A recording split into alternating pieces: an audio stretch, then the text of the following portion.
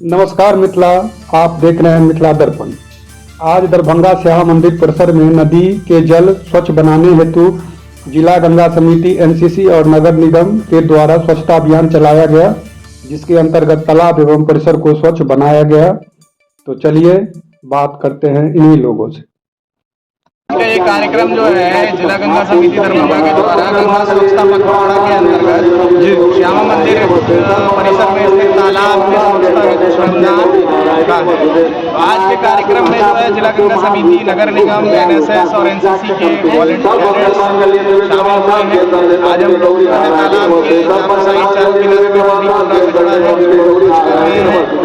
उसके बाद जो है हम लोग एक शपथ लेंगे कि हम नदियों को, तालाबों को इसका उद्देश्य ये है कि किस तरीके से नदियों के संरक्षण में हम ज़्यादा से ज़्यादा जन सहभागिता को बढ़ावा दे सकें। यही आज के कार्यक्रम का मुख्य उद्देश्य है।